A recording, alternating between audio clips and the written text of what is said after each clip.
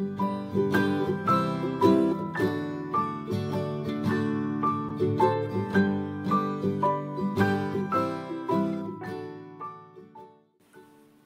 Eliško, ahoj Aničko, ahoj děti.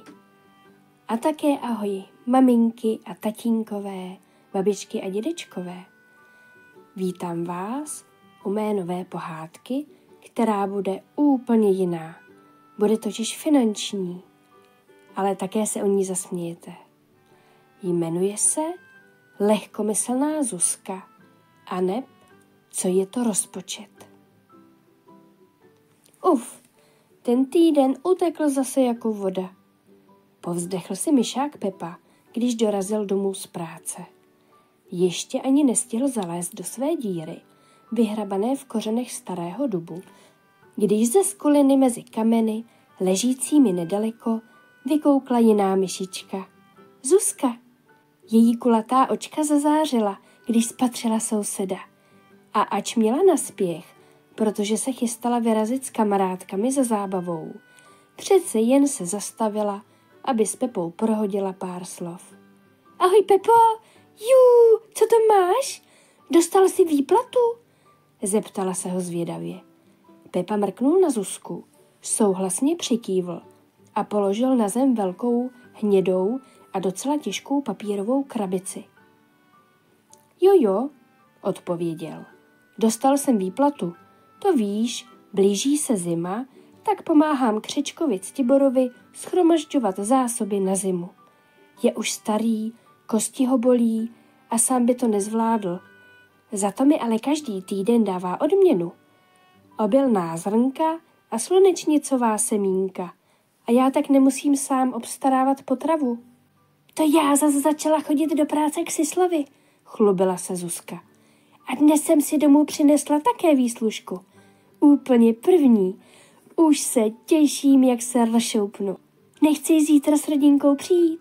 Svolala jsem všechny své známé i příbuzné. Užijeme si legraci. Dostala jsem od Sisla spoustu pšeničných zrníček a pytlík ořechů. Dáme si všichni do čumáčku.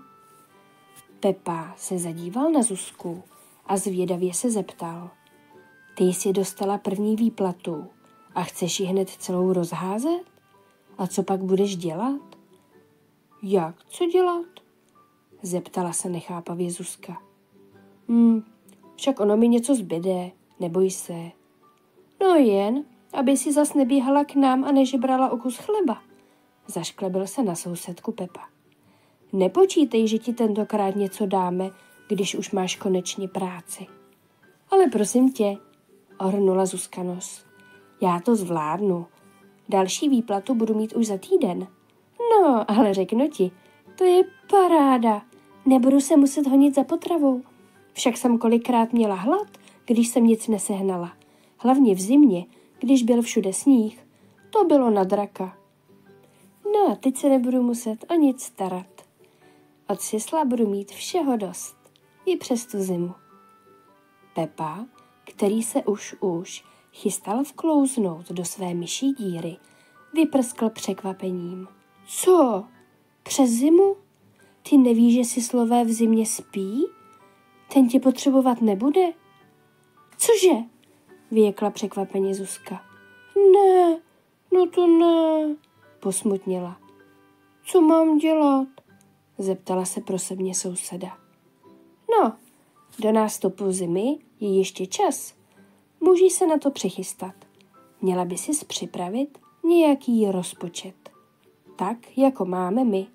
I ten můj Křeček, kterému pomáhám shromažďovat zásoby. Je to pěkný nenasyta. Chce mít ze všech křečků nejvíc nasysleno. Přijde prý tuhá zima a on chce na ní být připraven. Proto si spočítal, kolik potřebuje zrnek obilí až do příchodu jara. No a ty mu pomáhám shromáždit. Je to machr. Já umím zpracovat rozpočet jen do doby nejbližší výplaty. S tím dlouhodobým mi pomáhá on. Co? Zeptala se udiveně Zuzka. Rozpočet? Co to je? To jako něco rozpočítáváš? Zasmála se. No to umím taky. Hele, ententíky, 2 špalíky, čert vyletěl z elektriky. Zuzka se smála na Pepu a dokazovala mu, že umí taky počítat. Bez klobouku bas, natloukl si nos, řehotala se. No, aby si ten nos nenatloukla nakonec sama. Jen se mi směj, ale pak za mnou nechoď, že nemáš dost zrní a že ti kručí v bříšku. Pepa s nazlobeným výrazem ve tváři popadl bednu s dobrotami od křečka a vklouzl do své myší díry. Zuzka se za ním ještě dlouho dívala a řehotala se. Ahoj, tatí, ozvalo se doma, když se táta Myšák objevil ve dveřích. To je bezva, že už jsi přišel. A co pak tam máš? Přinesl si další výplatu? Ptali se zvědavě myší dětičky a tatínka obestoupili. Pepa se přivítal s drobotinou a pak na velký jídelní stůl položil krabici. Když ji otevřel, děti se zvědavě naklonily a uviděli slunečnicová semínka, zrní a vedle toho všeho voněvý kus sýra, který také dostal od křečka. Děti se už chtěli vrhnout na ty myší laskominy, ale tatínek je zarazil. Ale co pak, děti? Nemůžete se do toho všeho hned pustit. Nejdříve totiž musíme vypracovat rozpočet.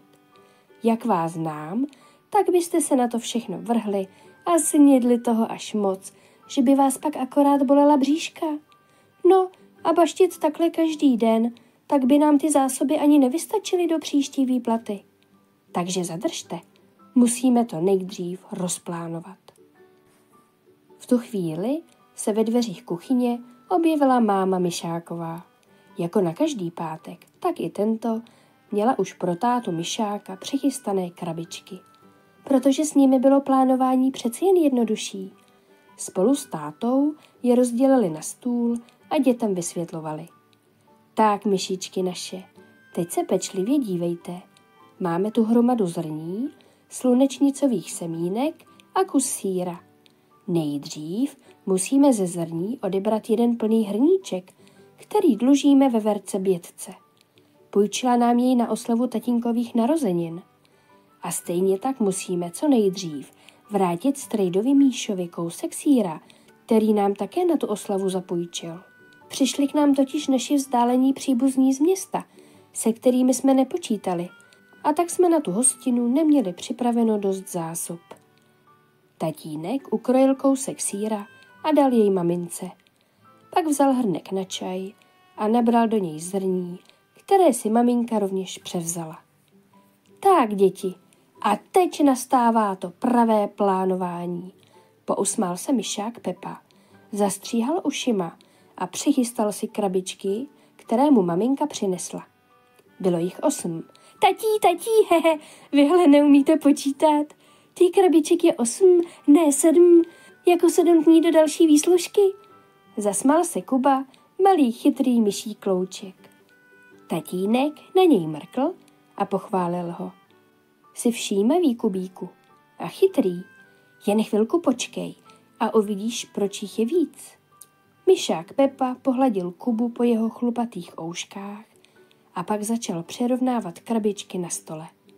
Do každé dal hrnek zrní, hrnek slunečnicových semínek a kousek sýra, který předtím rozkrájel. Maminko, tyhle krabičky hezky uschovej. Každý den si jednu otevřeme. Je v ní dost, aby nám její obsah vystačil pro všechny na celý den. 7 krabiček budeme mít na týden do další výplaty a tu 8. máme, Kubíku, do rezervy. Musíme si něco schovat na horší časy, na později, nebo na něco neočekávaného, jako byla teď ta návštěva tety a sestřenic z města. A určitě jste si, děti, všimli, že nám na stole něco zbylo. No na to se můžete vrhnout teď hned. Doma zavládlo nadšení. Všichni se pustili do dobrot, zatímco maminka šla pěkně schovat zásoby do spíše. Každý den pak vytáhla jednu krabičku s jídlem, která všem bohatě stačila. Uběhlo pár dní a někdo zabušil na dveře. Byla to Zuzka. Souseda, Pepo, já vůbec nevím, jak se to mohlo stát, ale mě nevystačila výslužka od Sisla. Už nic nemám. můžeš mi půjčit? Moc prosím. Nemůžu si totiž teď sama nic schánět k jídlu. Bolí mě nožička. Špatně jsem šlápla a nemůžu chodit. Myšák se na Zuzku zadíval a řekl: Co říkáš? Že nevíš, jak se to mohlo stát? Povím ti to. Všechno si prohýřela. S kamarádkami si šla jeden den za zábavou. Druhý den si hostila celé příbuzenstvo. A třetí si část výslužky vyměnila za koloběžku. Však jsem to slyšel, jak se o tom mluvila. A na ní si podvrkla tu nohu, že? Vždyť si řádila jak malá. Jezdila si rychle a neopatrně. Div si mi ocásek tuhle nepřijela. No a vidíš, smála ses mi, že si dělám rozpočet, zatímco ty si utrácela. A já mám teď zásob dost pro celou rodinu. A ty už nemáš nic? No jo, máš pravdu. Neměla jsem se ti smát. Promiň. I za tu kolobrndu. Když ona je tak skvělá. Má rychlá kolečka a doveze mě kam jen chci. No ale co mám teď dělat? Pomůžeš mi a naučíš mě ten rozpočet? Moc prosím. Za to půjčím tvým dětem tu svou novou koloběžku. Kdykoliv budou chtít, slibuji. Pepa se na Zuzku usmál a pokynul hlavou. No co mám s tebou dělat? To víš, že ti pomůžu. Pak přinesl Zuzce krabičku, kterou si schovával do rezervy. Tu 8. Přesně na to totiž krabička sloužila.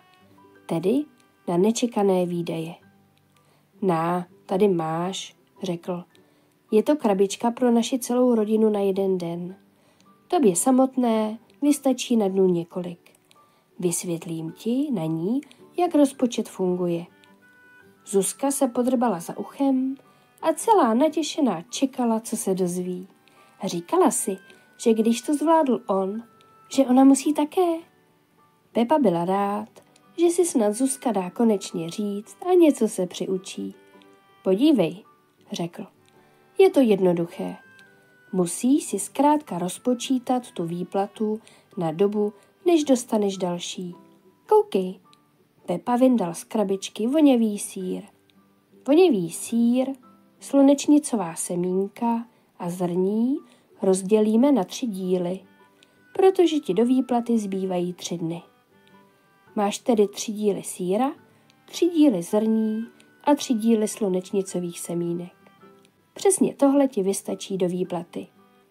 Ale pamatuj, že je vždy lepší, když si k tomu přichystáš rezervu. Když si to třeba rozdělíš ne na 3, ale až na 4 nebo 5 dílů, podle toho, kolik denně sníš. No a to, co budeš mít navíc, to si schováš pro strýčka příhodu. Co? Pro co? Zeptala se Zuzka.